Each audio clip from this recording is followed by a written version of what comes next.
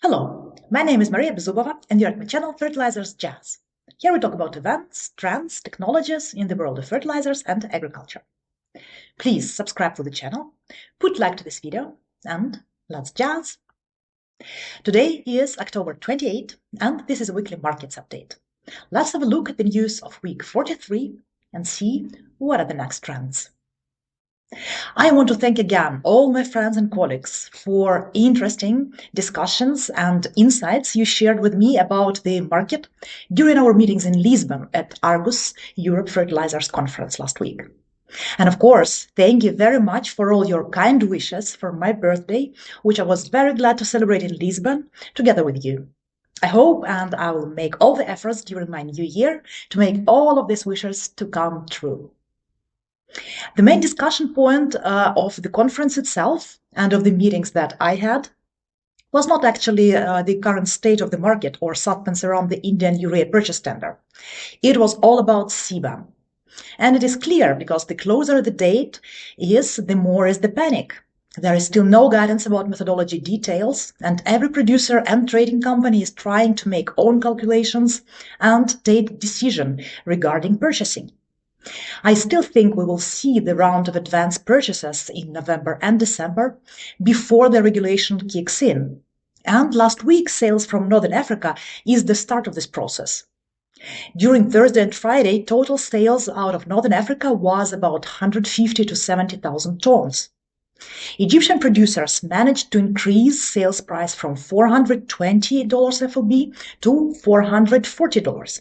Algerian producers sold at $430. Sales in the Middle East were registered between $395 to $405 FOB. All these values are much higher versus the netback level from the Indian tender. RCF extended acceptances until today, but rumors that circulated on Friday indicate suppliers' reluctance to accept such low level, and only around 500,000 tons were actually accepted. Again, let's wait for the official results, but most likely these rumors are true, and producers worldwide were not willing to drop market price level. Chinese tons participation was not confirmed, and looks like indeed China will not extend any export quotas to support massively this tender. What does that mean? We discussed with you already a week ago potential scenarios. If indeed India is able to secure only 500,000 tons out of 2 million initially targeted, most likely they will immediately come with additional tender. India needs to import more volume to be on the safe side, and European pre-CBAM demand, as well as natural seasonal demand from Europe, USA, Brazil, will anyway surface starting end November and onwards. So perhaps we will not see significant downward price correction that will be followed by price increase. Likely the price will hover more or less at the current level before finding the actual level of new season. In the Black Sea, there were sales of Turkmen urea happening around $395 to $400 FOB. Sokar announced a sales tender for total 50,000 tons for November loading. On Friday, it will close this week.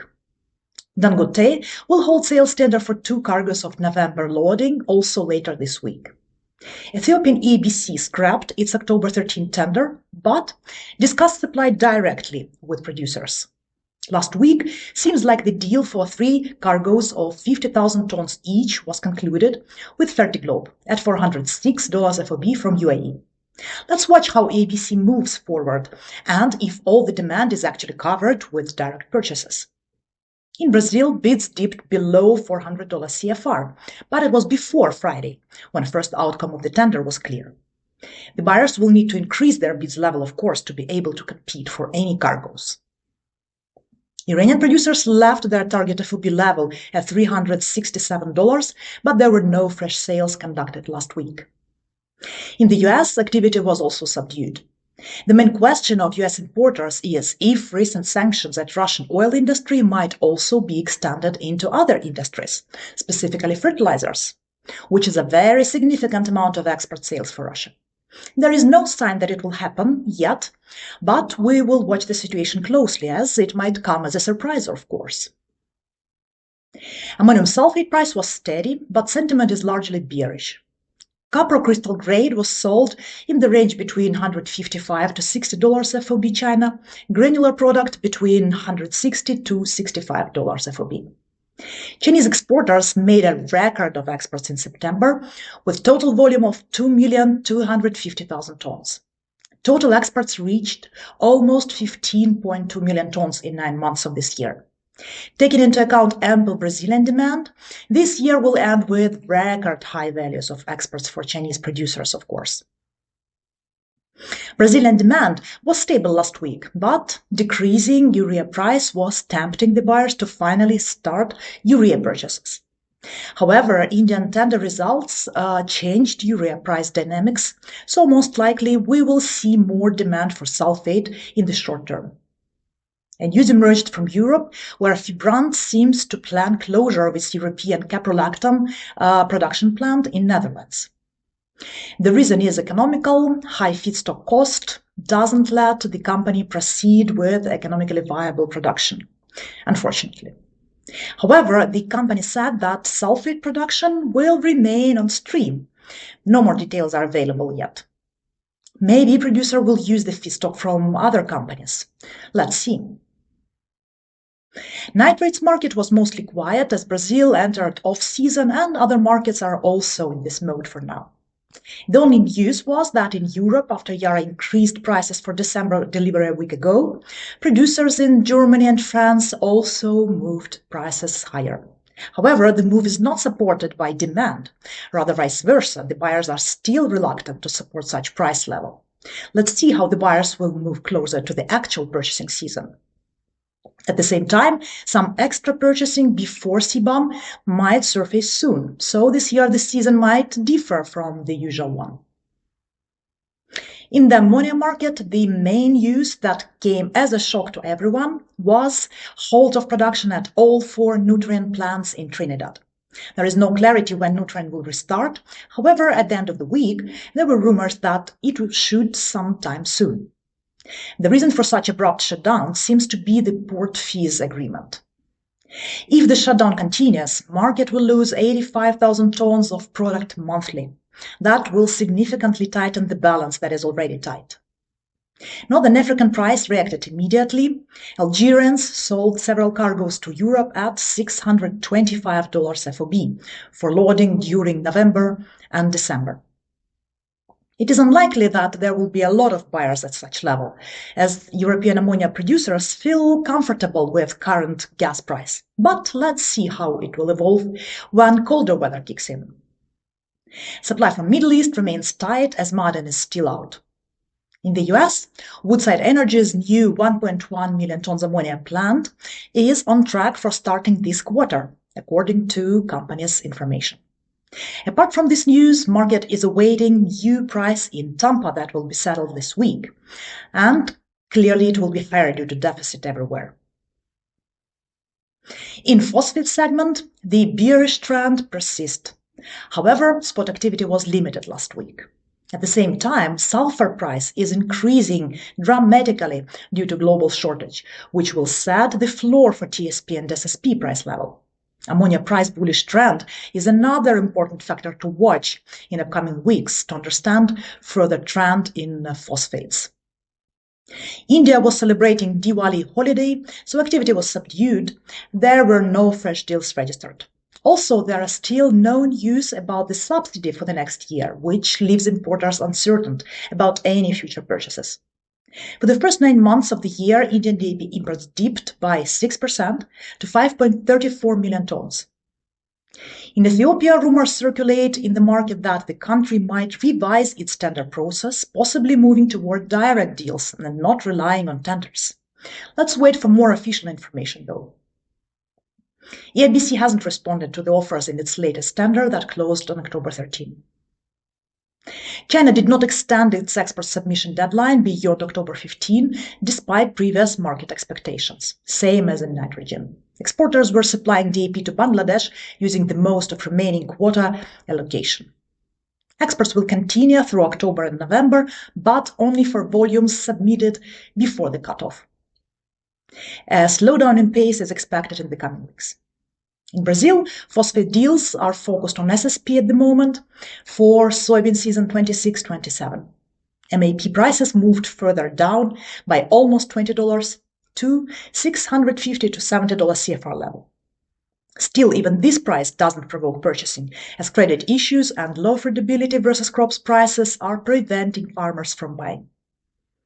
In the US, the AP price remained within $765 to $70 FOB range, while MAP and TSP prices dropped slightly. However, generally, market remains subdued, being in off-season mode. Moving to the fundamentals. European natural gas futures held steady around 32 euros per megawatt hour. EU storage remains healthy at almost 83%, and robust LNG imports as well as steady Norwegian pipeline flows continue to offset reduced Russian gas deliveries. In the meantime, weaker Chinese demand has released more global supply for Europe. Despite comfortable inventories, market sentiment remains cautious following the US latest sanctions on Russian energy sector that include a ban on Russian LNG imports from 2027. US natural gas futures dropped to under $3.4 per MMBTU, pressured by a larger than expected weekly storage report. For the week ended October 17, the Energy Information Agency reported an 87 billion cubic feet injection, surpassing market forecast of 83. This build was driven by milder weather and was well above the 5-year average. Consequently, total inventories are now 1% higher than a year ago and 4.5% above the 5-year average. Conversely, demand from LNG export plants has risen to a new monthly high. Looking ahead, meteorologists forecast temperatures across the US would remain mostly near normal through November 7. Agricultural commodities future prices were all in green last week. Wheat futures ended the week higher at $5.13 per bushel, bouncing from recent lows. In the US, export basis values firmed across the board, driven by a combination of higher logistics costs, tighter capacity for November and December as well, and stronger basis at the farm gate. Continuous uncertainties around international relationship, especially between US and China, weigh on market sentiment. At the same time, strong harvests from both the northern and southern hemisphere will continue to place wheat markets under pressure. Reuters poll has put Australian wheat production at 35.7 million tons, which would be its third largest crop on record. Likewise, CAR recently increased the 2025 Russian wheat forecast by 500,000 tons to 88 million. Corn futures rose to more than $4.2 per bushel as a tightening in the prompt physical balance offset expectations of a large overall crop.